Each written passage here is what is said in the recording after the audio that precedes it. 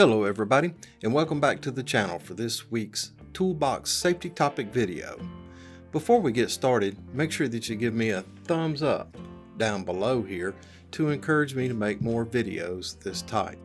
Also, subscribe to my YouTube channel where you will find additional videos of this nature, other safety related videos, and leadership training videos. And if you found this information useful or helpful, make sure you share it with your colleagues and coworkers. Well, let's go ahead and get started with the Toolbox safety topic video. Now, in the last episode, this is on Focus 4, the OSHA Focus 4. The last episode, we talked about fall hazards. Today, we'll be talking about caught in or between or crushed in injuries. And I got this safety talk from a site called Safety Matters Weekly.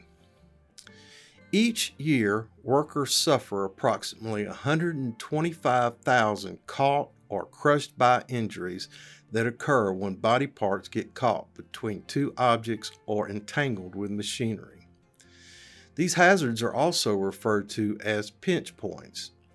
The physical forces applied to a body part caught in a pinch point can vary and causes injuries ranging from bruises, cuts, and scalping to mangled and amputated body parts, and even death. Workers in field, industrial, and office settings are all affected by caught or crush hazards to some degree.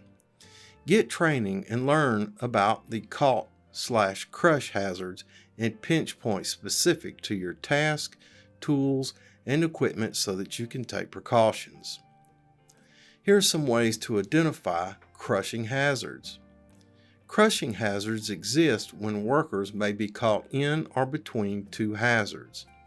If the impact alone could be deadly, the hazard is considered a struck by hazard. The danger is that a worker will be struck by an object. A crushing hazard, in contrast, is a caught in or between hazard.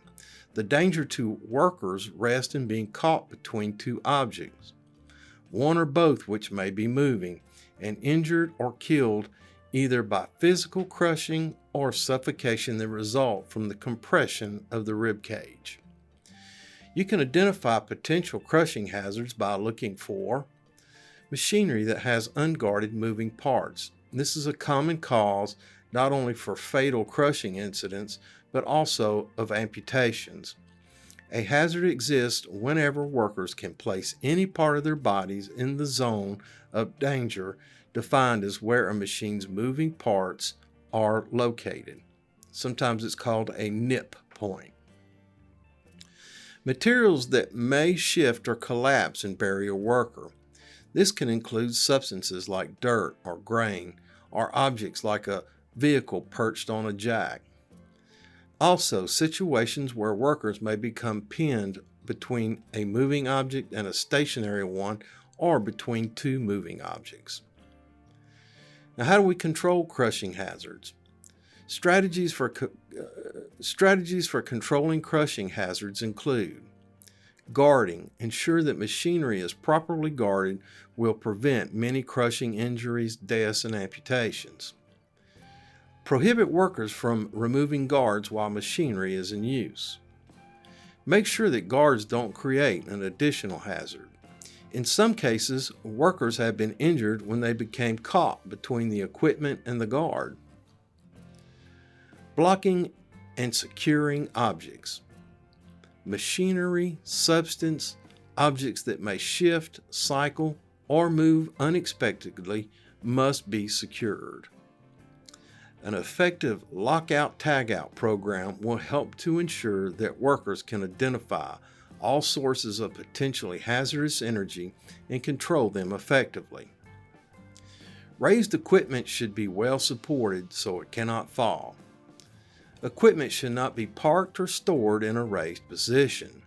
Make sure excavator buckets, forklift forks, and other elevating equipment are lowered when not in use. Stored materials must be stacked and secured in a way that prevents collapse. Increasing awareness of pinning hazards, workers must be aware of mobile equipment in their work area and ensure that they are never between moving equipment such as forklifts and immovable structures or other vehicles or stacked materials. Restrict traffic in the work area so only essential personnel are present. Separate pedestrian and vehicle traffic as much as possible. Train workers to identify areas where crushing hazards exist so that they can stay out of the zone of danger. In summary, if you've ever slammed your finger in a door, you can appreciate the pain associated with this common type of caught in or crush injury. Take the time to learn about the caught or crush hazards in your workplace so you don't learn about the consequences firsthand. Remember this, safety is a state of mind. Accidents are an absence of mind. All right, boys and girls, that's it for this week's Toolbox Safety Topic video. Thanks for stopping by and thanks for watching. Make sure you give me a thumbs up down below here to encourage me to make more videos of this type. Also, subscribe to my YouTube channel where you will find additional videos of this nature, other safety-related videos, and leadership training videos. And if you found this information useful or helpful, make sure you share it with your colleagues and co-workers. And until we see each other again, take care of yourself because you're number one. Look out for your co-workers and help ensure their safety. Have a grateful day. And remember, I will see you in the field.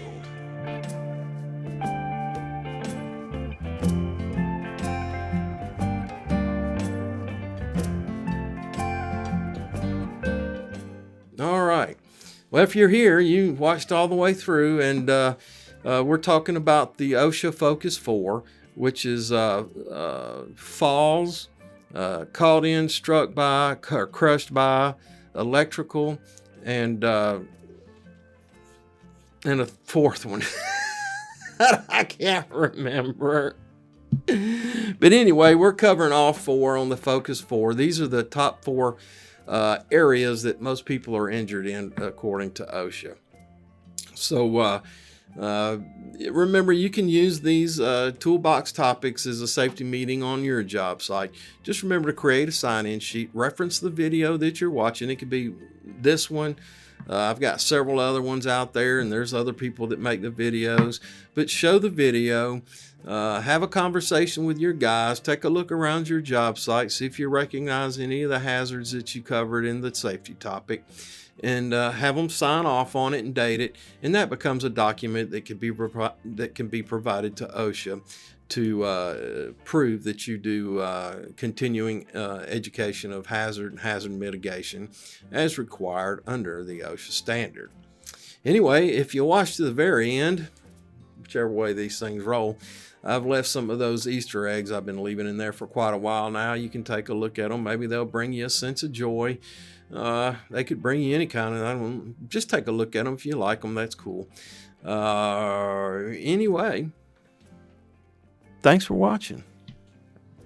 Have a grateful day, and I'll see you in the field. Stop recording.